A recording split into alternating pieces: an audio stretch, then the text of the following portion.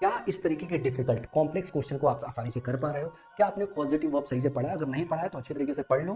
चलिए इस क्वेश्चन को सॉल्व करते हैं। कॉजेटिव वर्ब पे बेस एक बढ़िया क्वालिटी क्वेश्चन पूछा गया है। लिखा हुआ है the HR had made the assistant resubmitting all the documents after discovering at discrepancies in the date of joining for 3 contractual employees.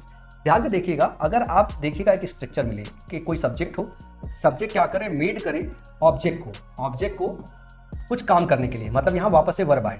ये मेड की जगह आपका लेट भी हो सकता है, ठीक है, लेट के बाद गेट भी हो सकता है और गेट के अलावा हेल्प भी हो सकता है। ये 4 आपके पॉजिटिव वर्ब है जो आपके एग्जामिनेशन में पूछे जाते हैं। तो ध्यान रखिएगा कि यहाँ सब्जेक्ट हो सकता है, यहाँ सब्जेक्ट हो सकता है, यहाँ सब्जेक्ट हो सकता है। सब्जेक्ट के बाद मेट, लेट, गेट, हेल्प कुछ भी आएगा। इसके बाद ऑब्जेक्ट लगा हुआ होगा। ऑब्जेक्ट के बाद फिर आपको वर्ब इस्तेमाल करना होता है। तो आपको ध्यान रखना है, जो मेट और लेट होता है ये अपने बाद दोनों V1 लेता है।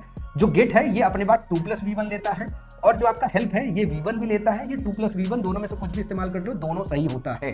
तो यहाँ जो है, जो मेक का केस है, यहाँ पे मेड की जगह मेक लिख लो, मेक का V2 फॉर्म है, मेड लिया गया है। तो मेड द असिस्टेंट, यहाँ पे क्या इस्तेमाल करना होगा, यहाँ V1 इस्तेमाल किया होगा, वर्ब की ING लगा हुआ है, जेरेंट इस्तेमाल किया गया है, जो कि आपको इस्तेमाल करना है क्या, यहाँ पे सिंपल V1 इस्तेमाल करना है, जो है प्लेन इंफिनिटी इस्तेमाल करना है। समझ में आया? उम्मीद करता हूँ ये क्वेश्चन समझ में आ गया है। इस क्वेश्चन की अगर समानता CGL 3 के पेपर से होती तो मात्र इसे सहयोग कहा जाएगा। और पॉजिटिव वगैरह वर्ब आपने अच्छे से नहीं पढ़ रखा है तो नीचे लिंक पे क्लिक करके आप जाके संकल्प बैच में पॉजिटिव वर्ब का पूरा केस पढ़ लीजिए, ताकि सिर्फ एक क्वेश्चन नहीं कई सारे क्वेश्चंस को आप आसानी से सॉल्व कर पाए। प्री से पहले भी मैंने संकल्प बैच में सब कुछ कवर कर दिया था और मैंने बोला था यही सारे क्वेश्चन आपके एग्जाम में आएंगे। और ध्यान से देखिए, यही सारे क्वेश्चन जो है एग्जाम में आए हुए हैं। अगर इसकी समानता CGL 3 के पेपर से हो रही है या होती हुई पाई जाती है तो इसे मात्र एक सहयोग समझा जाएगा। ये AI से बनाया हुआ एक क्वालिटी क्वेश्चन है।